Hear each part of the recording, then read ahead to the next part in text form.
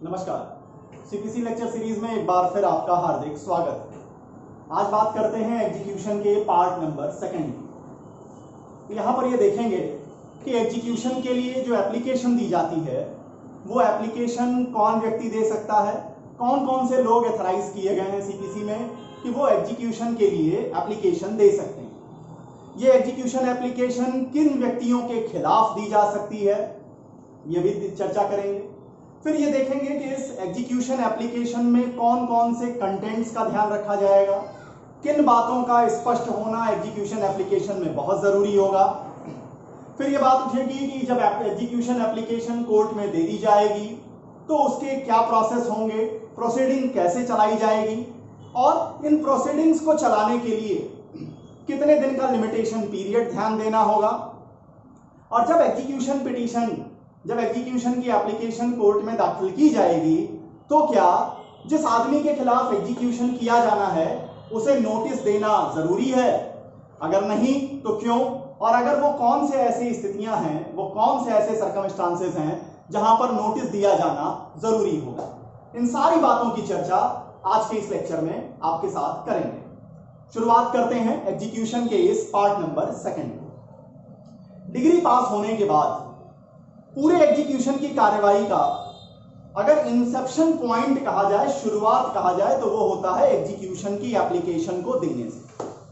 Execution application को लेकर के जो प्रोविजंस डील किए गए हैं वो ऑर्डर 21, रूल 10 से लेकर के 25 और इसके साथ रूल 105, 106 को भी जब आप मिला के पढ़ते हैं तब यह क्लियर होता है कि एग्जीक्यूशन की एप्लीकेशन में किन किन बातों का ध्यान रखा जाएगा। अब इसमें जो पहला प्रश्न उठता है, जो सबसे पहला प्रश्न उठता है कि एग्जीक्यूशन की एप्लीकेशन कौन कौन फाइल कर सकता है। अगर सामान्यता कहें तो जिस व्यक्ति के फेवर में डिग्री दी गई है, जो व्यक्ति मुकदमा जीता है, जो डिग्री होल्डर है, सामान्य शब्दों में अगर कहें तो उस व्यक्ति को अधिकार बनता है कि वो दिए हुए फ्रूट्स को हासिल करने के लिए एग्जीक्यूशन एप्लीकेशन फ्रेम करे। लेकिन क्या सिर्फ डिग्री होल्डर के पास ही ये कैपेसिटी और पावर है या इसके अलावा भी दूसरे लोग हैं जो एग्जीक्यूशन एप्लीकेशन दे सकते हैं? तो सबसे पहला point, who may file execution application. अब अगर देखें रूल 10 को, प्रश्न उठता है who may file execution application. Order 21 rule 10। Order 21 rule 10 ऐसे 5 अलग अलग लोगों के बारे में बात करता है। 5 तरीके के लोग हो सकते हैं जो एग्जीक्यूशन के लिए एप्लीकेशन दे सकते हैं।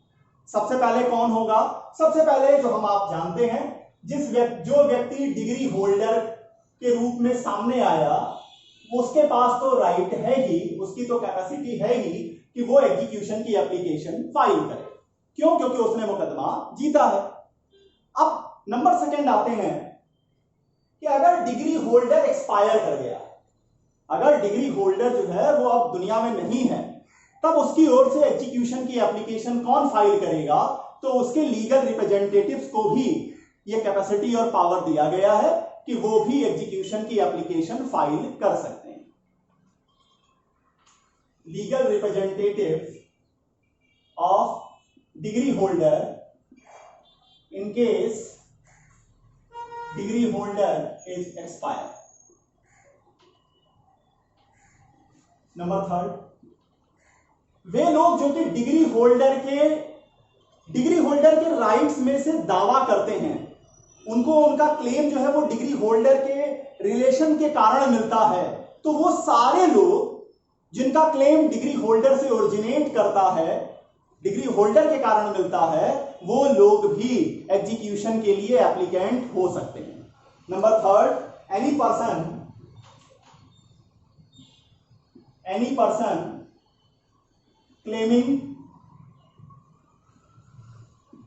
Person claiming under degree holder.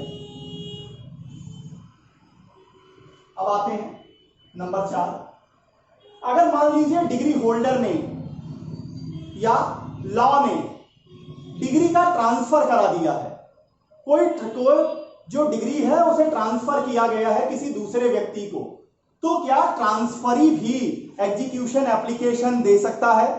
तो चौथा जो ग्राउंड इसमें चौथा जो पॉइंट है वो कहता है कि ट्रांसफरी ऑफ डिग्री होल्डर में also act as applicant for the execution of decree if following conditions are fulfil.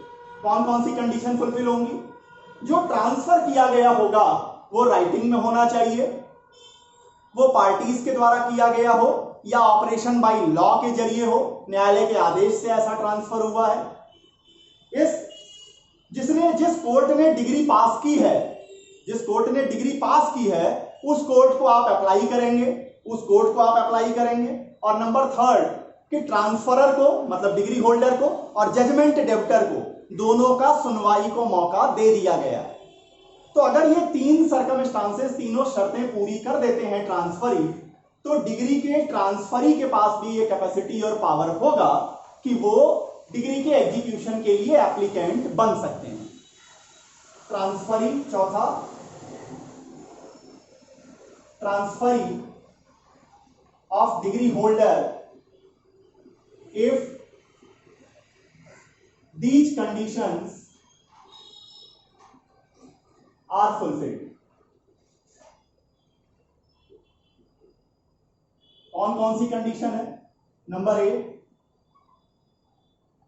Transfer कैसा होना चाहिए? रिटर्न होना चाहिए। और कैसा होना चाहिए?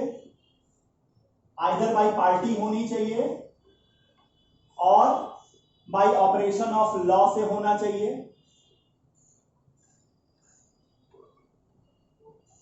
एप्लीकेशन किस कोर्ट को देंगे? तो application must be deliver to such court who pass the degree.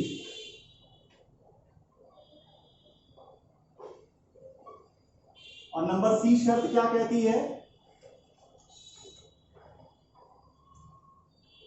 Chance of hearing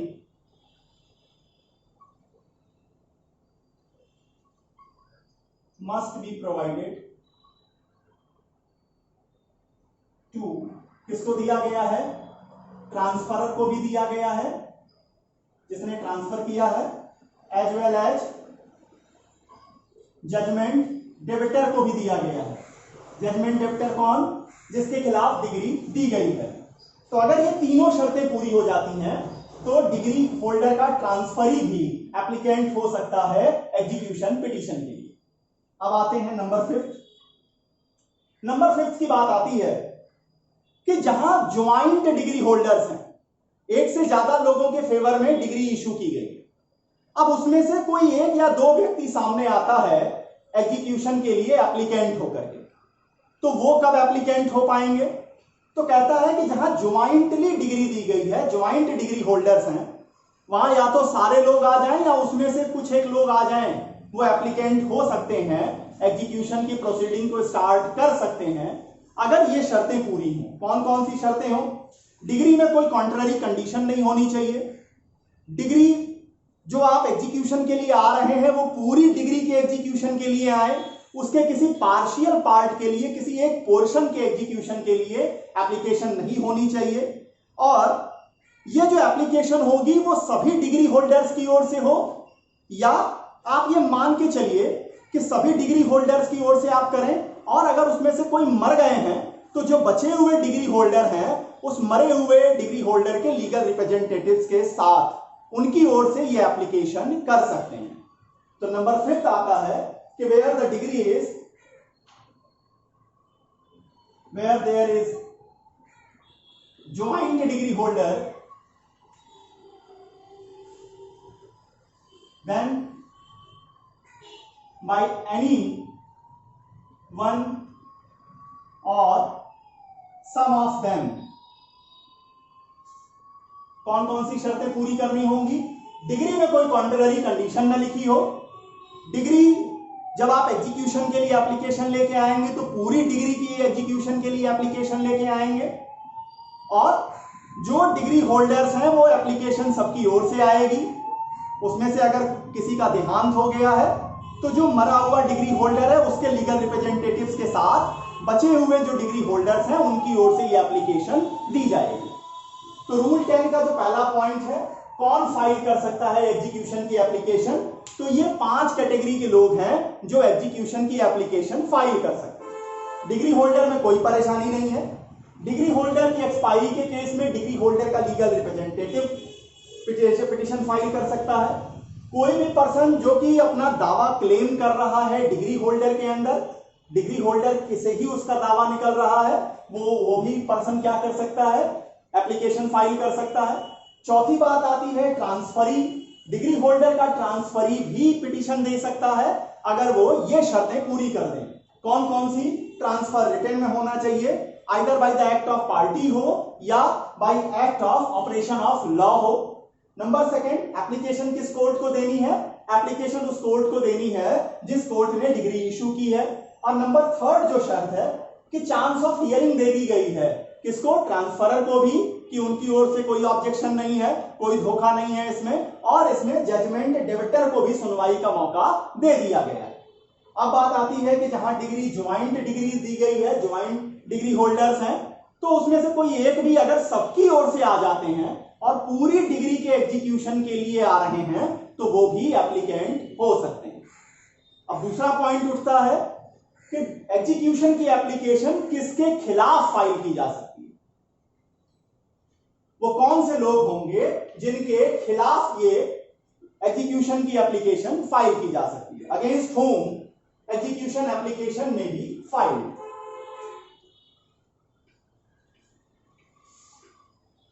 Against whom execution application may be filed.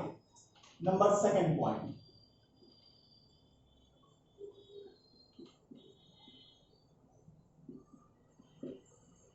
Execution application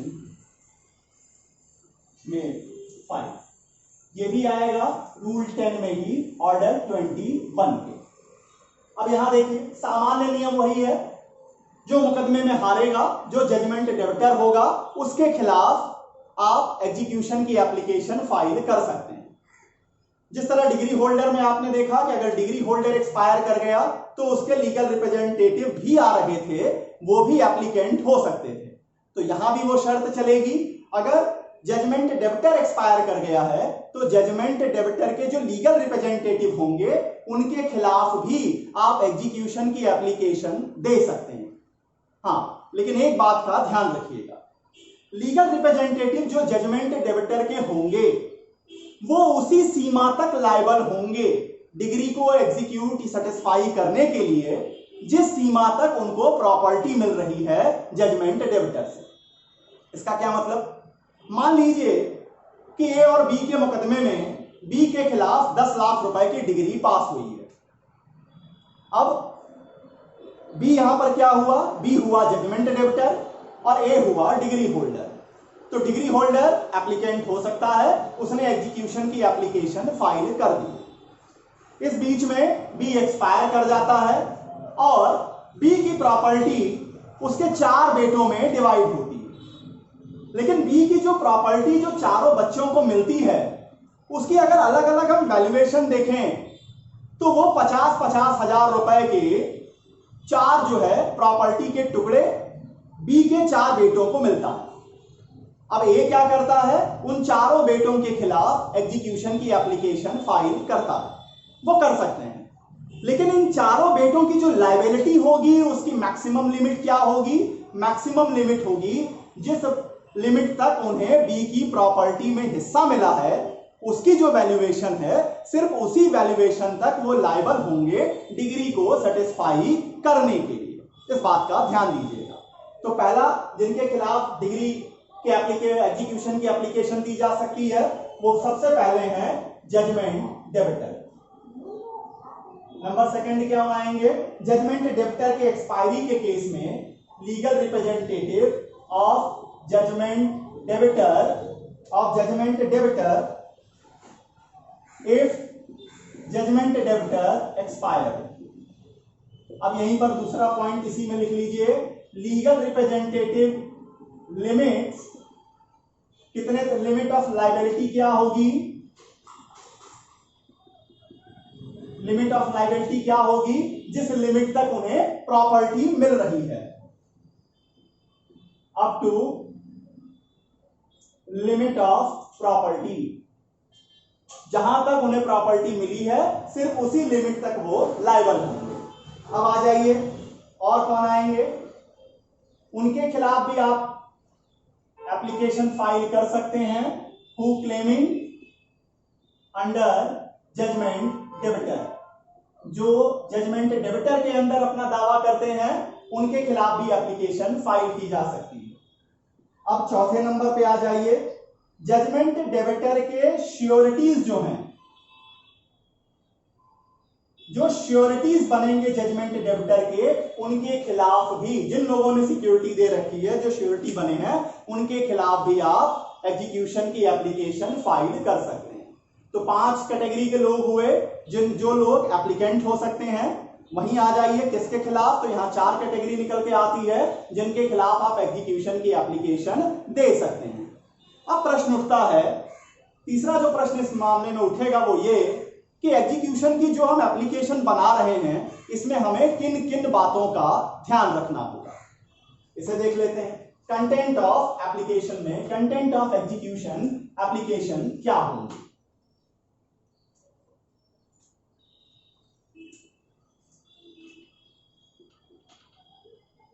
contents of execution application, ये किस रूल में है, ये है रूल नंबर 11।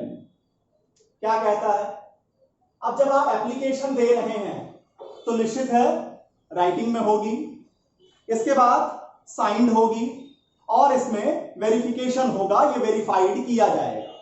कौन वेरीफाइड करेगा, तो verified करेगा जो या तो एप्लीकेंट है, या वो व्यक्ति भी वेरीफाइड कर सकता है जो उस मुकदमे को पूरी तरह से जानता है, वो भी वेरिफिकेशन कर सकता है।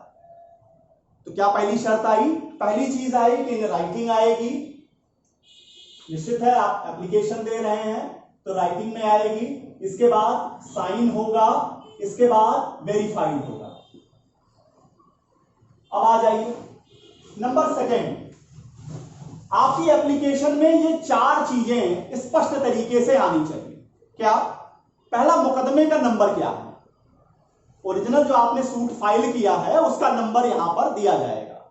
Number second, name of the parties, parties के नाम आएंगे, फुल नेम आएगा, फुल नेम एंड डिस्क्रिप्शन यहां पर आएगा।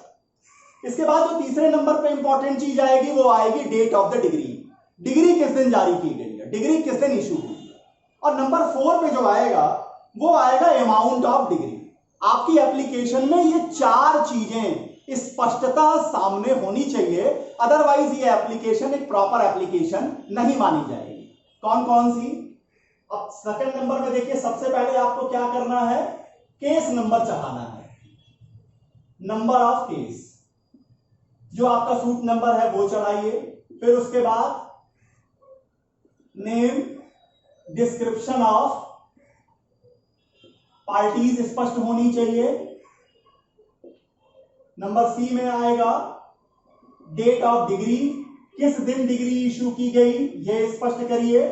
और फिर नंबर 4 में आएगा अमाउंट ऑफ डिग्री, ये डिग्री है कितने, कितने के लिए डिग्री है ये स्पष्ट करिए।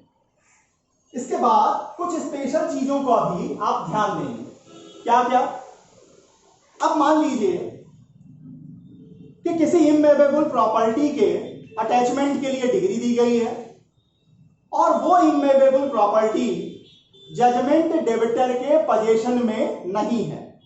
ध्यान दीजिएगा, इमूवेबल प्रॉपर्टी के अटैचमेंट के लिए डिग्री दी गई है, लेकिन वो इमूवेबल प्रॉपर्टी जजमेंट डेबिटर के पोजीशन में नहीं है। तो आपकी एप्लीकेशन में क्या चीजें स्पष्ट होंगी, इनको तो आप चढ़ाएंगे ही चढ़ाएंगे। इसके साथ अब आप उस प्रॉपर्टी की डिस्क्रिप्शन देंगे और इसके साथ आपको यह भी बताना पड़ेगा कि उस प्रॉपर्टी में जजमेंट डेबिटर का शेयर कितना है। भाई मान लीजिए एक प्रॉपर्टी में 4 को शेयरर्स हैं और आपके मुकदमे में उसमें से कोई एक व्यक्ति जजमेंट डेबिटर बना है, तो आप पूरी प्रॉपर्टी को तो अटैच कर नहीं पाएंगे। आप कहां तक अटैच कर पाएंगे? जहां तक उस जजमेंट डेबिटर का उस प्रॉपर्टी में शेयर होगा। तो इंपॉर्टेंट क्या है, अगर इमूवेबल प्रॉपर्टी के अटैचमेंट के लिए डिग्री इशू की गई है और वो इमूवेबल प्रॉपर्टी जजमेंट डेबिटर के पोजीशन में नहीं है, तो आप उस प्रॉपर्टी के डिस्क्रिप्शन देंगे, साथ ही साथ ये बताएंगे कि उस जजमेंट डेबिटर का शेयर उस प्रॉपर्टी में कितना है। और समझिए, अब मान लीजिए कि जो डिग्री इशू की गई है वह किसी ग्रोइंग क्रॉप के अटैचमेंट के लिए इशू की गई, फसल आने वाली है उसको अटैच करने के लिए डिग्री इशू की गई है। तो आपकी एप्लीकेशन में इन बातों के साथ साथ यह भी स्पष्ट किया जाएगा कि आखिर वो फसल तैयार कब होगी, वो फसल कब तैयार होगी, कब कटने के लिए तैयार होगी, इस बात को भी आप स्पष्ट करेंगे। और आगे देखिए, मान लीजिए कि ऐसे इमूवेबल प्रॉपर्टी के अटैचमेंट के लिए डिग्री इशू की गई है जो जजमेंट डेबिटर के पोजीशन में है, लेकिन उसमें बाकी लोगों के भी शेयर्स हैं। अब क्या होगा, फिर से आप प्रॉपर्टी की डिस्क्रिप्शन देंगे जिससे स्पष्ट हो किस प्रॉपर्टी के बारे में बात हो रही है और उसमें जजमेंट डेबिटर का शेयर कितना है यह स्पष्ट करेंगे। अगर डिग्री जजमेंट डेबिटर को अरेस्ट करने के लिए है, अरेस्ट करने की डिग्री दी गई है, तो आपके एप्लीकेशन में अरेस्ट के ग्राउंड डिस्कस किए जाएंगे। और अगर डिग्री किसी ऐसे लैंड के अटैचमेंट के लिए है जिससे गवर्नमेंट को रेवेन्यू मिलता है, एग्रीकल्चरल लैंड जिससे गवर्नमेंट को रेवेन्यू मिलता है, तो वहां डीसी या डीएम, डिस्ट्रिक्ट मजिस्ट्रेट या डिप्टी कमिश्नर, उनके ऑफिस से उस प्रॉपर्टी से रिलेटेड, उस लैंड से रिलेटेड एक्सट्रैक्ट की कॉपी आपको रखनी पड़ेगी। क्या उस कॉपी में होगा कि आखिर उस पर कितना लैंड रेवेन्यू बनता है, कितना लैंड रेवेन्यू उससे ओरिजिनेट होता है, कितना लैंड रेवेन्यू मिल चुका है, कितना बाकी है। इन बातों का ध्यान एग्जीक्यूशन करते समय कोर्ट रखेंगे। इस कारण से आपकी एप्लीकेशन में इन बातों को स्पष्टता रखना होगा। क्या क्या रखेंगे आप एप्लीकेशन में? एप्लीकेशन राइटिंग में होगी, साइंड होगी, वेरीफाइड होगी। कौन वेरीफाई करेगा? या तो जो एप्लीकेंट बन रहा है वो वेरीफाई करे, या जो उस मुकदमे के बारे में संपूर्णता जानता है वो भी वेरिफिकेशन कर सकता है। 4 इंपॉर्टेंट चीजें हैं जिनको आपकी एप्लीकेशन में होना ही होना होगा।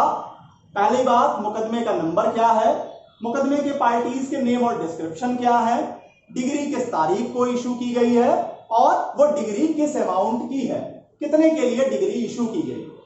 अब उसके बाद अगर स्पेशल सर्कमस्टांसेस होंगी तो आपको कुछ और चीजें चढ़ानी होंगी। क्या क्या, वो आपके सामने स्पष्ट कर चुका हूं। अब आते हैं कि आपने एप्लीकेशन कोर्ट को दे दी। अब कोर्ट को एप्लीकेशन देने के बाद कोर्ट का प्रोसेस क्या होगा, कैसे वो आगे अपनी कार्यवाही ले चलेंगे, तो इसके लिए है procedure after receiving of application. देखते हैं अब प्रोसीजर क्या है।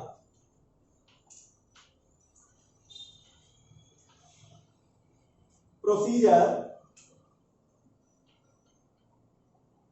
सीधे सीधे procedure after receiving of application.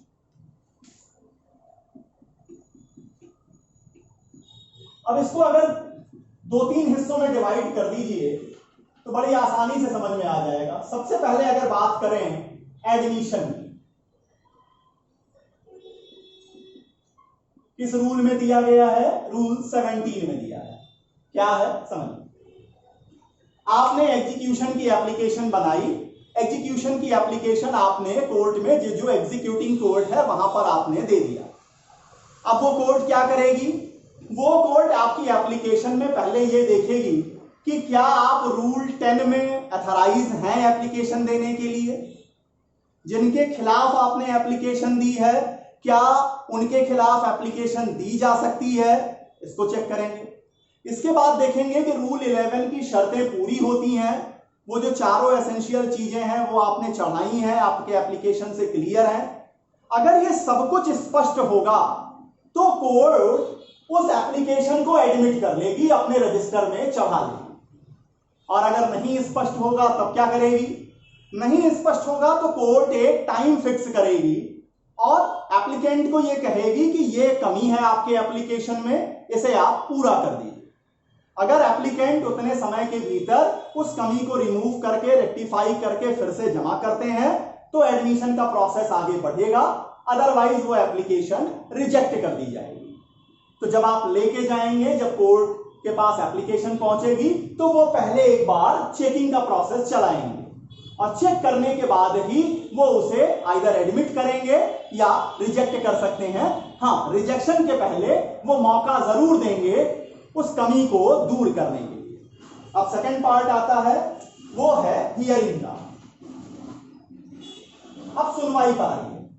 सुनवाई पर ध्यान दीजिएगा, रूल चेंज हो जा रहा है। रूल आ जा रहा है 105, 106। कंफ्यूज मत होइएगा, ये ऑब्जेक्टिव में हमेशा परेशान करता है ये क्वेश्चन कि हियरिंग ऑफ एग्जीक्यूशन एप्लीकेशन जो है वो किस रूल में है। सिलसिले से जो लोग याद करके चलते हैं, रटे हुए होते हैं, वो यहां पर जाकर मिस्टेक करते हैं। अब आइए, हियरिंग का क्या प्रोसेस है। जो डेट फिक्स की गई है उस डेट पर कोर्ट क्या करती है, एग्जीक्यूटिंग कोर्ट आवाज लगवाती है पार्टीज को उपस्थित होने की। अगर एप्लीकेंट उपस्थित नहीं होता है, थोड़ी देर वेट करते हैं, लेकिन अगर वो एप्लीकेंट उपस्थित नहीं है तो वो एप्लीकेशन रिजेक्ट हो जाती है, वो रिजेक्ट कर देते हैं। अगर एप्लीकेंट तो उपस्थित है लेकिन जिसके खिलाफ एप्लीकेशन दी गई है, मतलब जजमेंट डेबिटर के साइड से कोई भी प्रेजेंट नहीं है, तो कोर्ट एक्स पार्टी एग्जीक्यूशन के लिए आगे प्रोसीड करती है। अब कोर्ट ने अगर मान लीजिए एक्स पार्टी एग्जीक्यूशन की प्रोसीडिंग शुरू कर दी और जजमेंट डेबिटर के नहीं आने का कोई जस्टिफाई रीजन है, रीजनेबल कॉज है उसके पास, तो क्या कोर्ट उस कॉज को ध्यान में नहीं रखेगी? रूल 106 कहता है कि अगर कोर्ट को यह क्लियर हो जाता है कि जजमेंट डेबिटर के साइड से किसी के ना आने का जस्टिफाई रीजन है, तो वो अपनी एक्स पार्टी प्रोसीडिंग को क्रश कर देंगे, उसे कैंसिल कर देंगे। अदरवाइज अगर जस्टिफाई रीजन नहीं है तो 105 कहता है कि वो एक्स पार्टी तरीके से भी एग्जीक्यूशन के प्रोसीडिंग को आगे ले जा सकते हैं। अब तीसरा जो प्रश्न उठता है वो उठता है नोटिस का।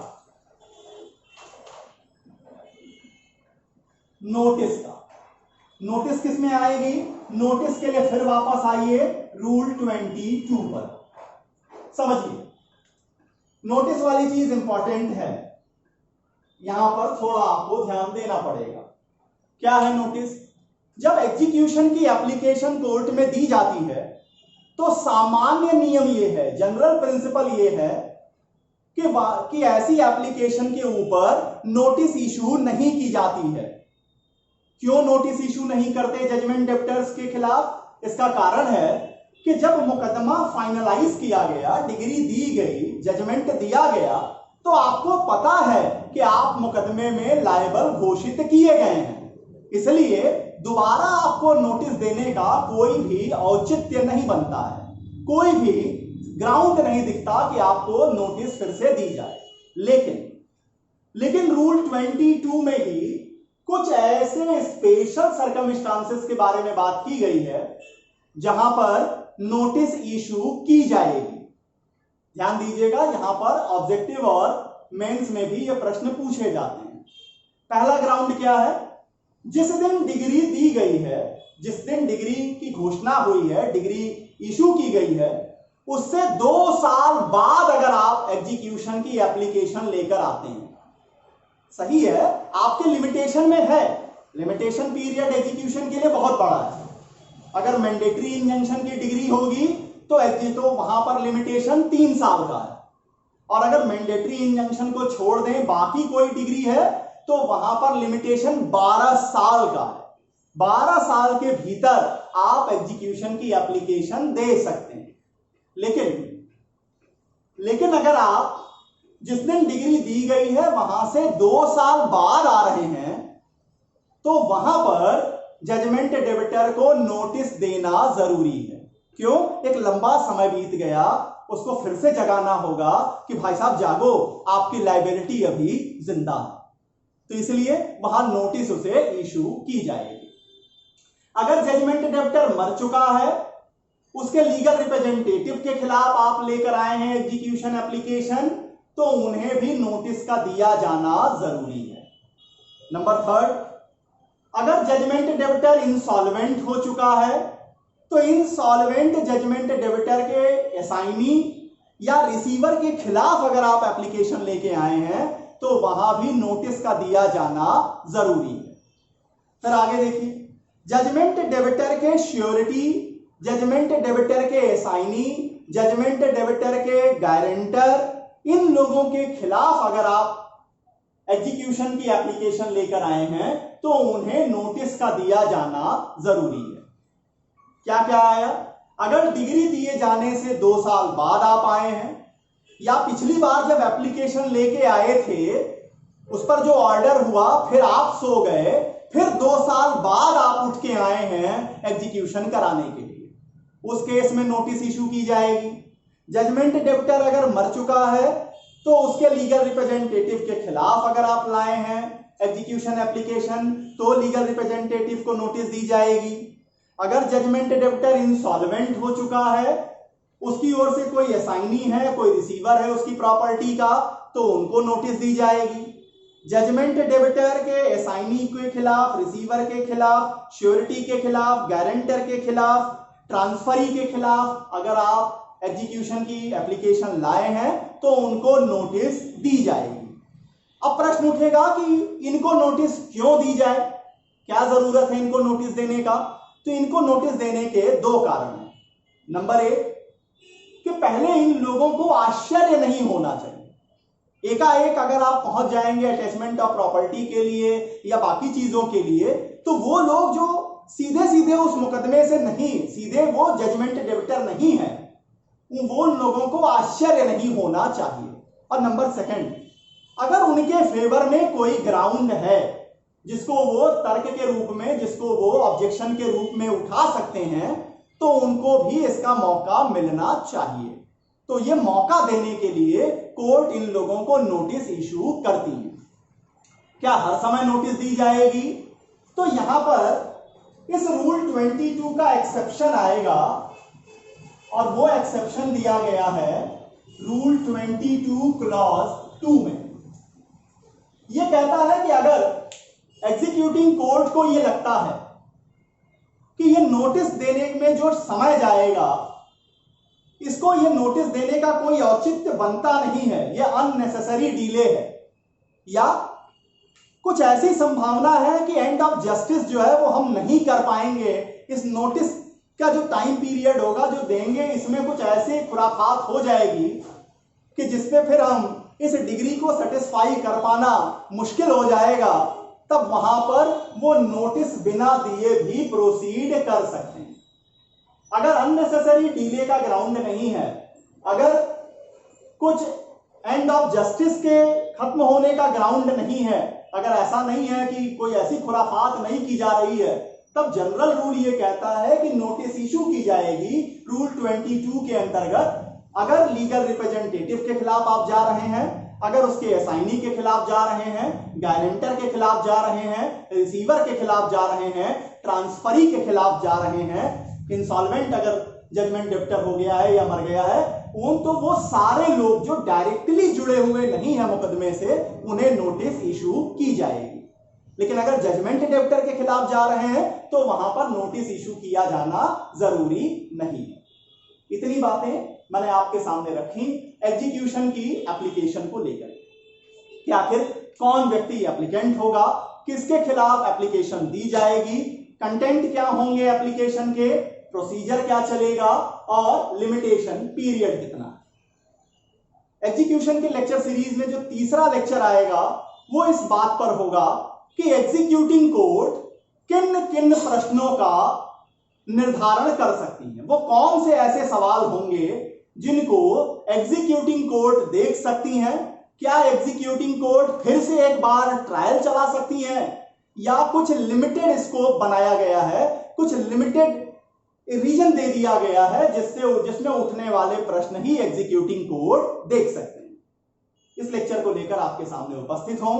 तब तक के लिए बहुत बहुत धन्यवाद। नमस्कार।